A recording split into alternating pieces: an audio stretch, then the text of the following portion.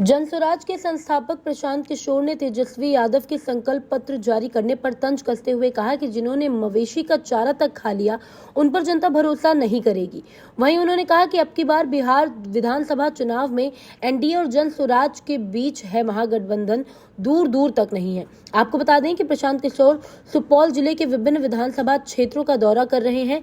इस दौरान वो छातापुर प्रखंड के भीमपुर थाना चौक भी पहुंचे, जहां छातापुर से जनस्वराज उम्मीदवार अभय कुमार सिंह ने उनका भव्य स्वागत किया। इस दौरान प्रशांत किशोर ने लोगों से उन्हें वोट देने की बात कही और उन्होंने छातापुर से भाजपा विधायक नीरज कुमार सिंह बबलू पर भी तंज कसा और कहा कि जनस्वराज की व्यवस्था बनने के बाद लोगों को बाहर पलायन नहीं करना पड़ेगा। आएंगे यहाँ भी दूसरे चरण में चुनाव है, लेकिन आज रास्ते से गुजर रहे हैं तो जो हम लोग के प्रत्याशी हैं, इन लोग से आज यहाँ मुलाकात हो रही है, आप लोगों से भी मुलाकात हो रही है।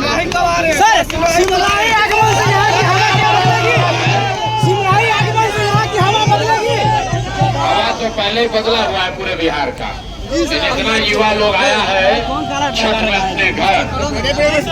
बताइए, मोदी जी बोले कि 12,000 ट्रेन चलाएंगे। सब युवा की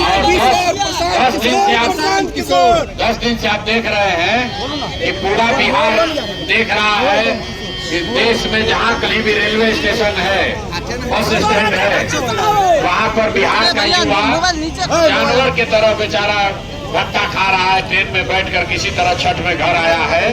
तो अगर ये स्थिति बदलना है तो नीतीश और भाजपा से इस बार छुटकारा चाहिए, इन लोग को हटाइए। नहीं तो आपके विधायक जी कितना साल से यहाँ पर हैं? विधायक जी कितना साल से हैं? इतना दिन में कुछ नहीं किए तो 5 वर्ष और वोट दीजिएगा, कुछ नहीं करेंगे। इसलिए इस बार इनको हटाइए। और 30 वर्ष से लोगों के पास विकल्प नहीं था। लोग लालू जी के डर से नीतीश भाजपा को वोट देते थे। अब भाजपा से जो जिसको डर लगता था मुसलमान साथी लोग लालू जी को वोट देता था। इस बार सर जब 2 बरस हम पैदल 3 बरस चले, लोगों ने कहा भैया विकल्प नहीं था, तो अब विकल्प है। अब आपको लालू जी से डर लगता है तो भी जनस्वराज को वोट दीजिए। अब भाजपा नीतीश से परेशान है तो भी जनस्वराज को वोट दीजिए। अब आपके पास विकल्प है, और अगर इस विकल्प का फायदा नहीं उठाइएगा तो याद रखिए जिस परिस्थिति में आज जी रहे हैं, जो नीतीश का राज है, जो भ्रष्टाचार है, जो युवाओं पर लाठी चला है और जो लोग बाहर जाकर मजदूरी कर रहे हैं, ये बदलेगा नहीं। तो इस बार गलती करोगे भैया तो 5 बरस इसी दुर्दशा में फिर जीना पड़ेगा। दूसरे को दोष मत दीजिएगा। और अगर बदलाव किए तो एक चीज तय है, जनस्वराज का व्यवस्था बनेगा तो और कुछ हो या न हो। जितने युवा साथी आए हैं उनको जनस्वराज ने ये कहा है कि अब इस बार जब वो वापस लौटे हैं, अब आपको 10-12 हजार रुपया के रोजी रोजगार के लिए वापस बिहार के बाहर नहीं जाना है।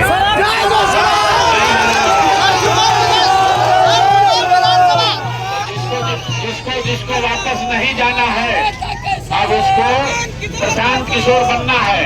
अपने गांव में, अपने मोहल्ला में एगो प्रशांत किशोर से नहीं होगा। प्रशांत किशोर का अकेले का लड़ाई नहीं है, आपकी भी लड़ाई है। अगर आपको बाहर मजदूरी करने नहीं जाना है तो अपना घर परिवार दोस्त मित्र गांव में सबको कहिए कि हर हालत में नीतीश को, भाजपा को यहाँ से हराना जरूरी है।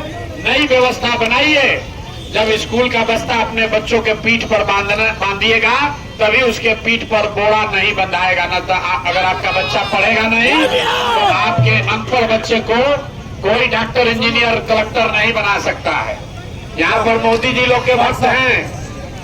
मोदी जी अभी आए थे, बोले कि हम बिहार के लोगों को सस्ता डेटा दे रहे हैं। सुनिए, मोदी जी कहे सस्ता डेटा दे रहे हैं तो हमने कहा है, जनस्वराज ने कहा भैया हम लोग को सस्ता डेटा नहीं चाहिए। गुजरात में जो बेटा जाके काम कर रहा है वापस बेटा चाहिए।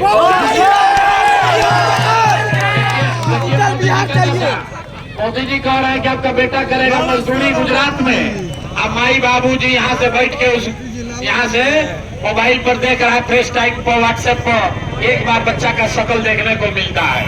तो हम लोग को सस्ता डेटा नहीं चाहिए, बिहार में फैक्ट्री चाहिए, रोजगार चाहिए, पलायन बंद होना चाहिए। अब चाचा तो बुढ़ा गए हैं, चाचा का छुट्टी होना चाहिए कि नहीं होना?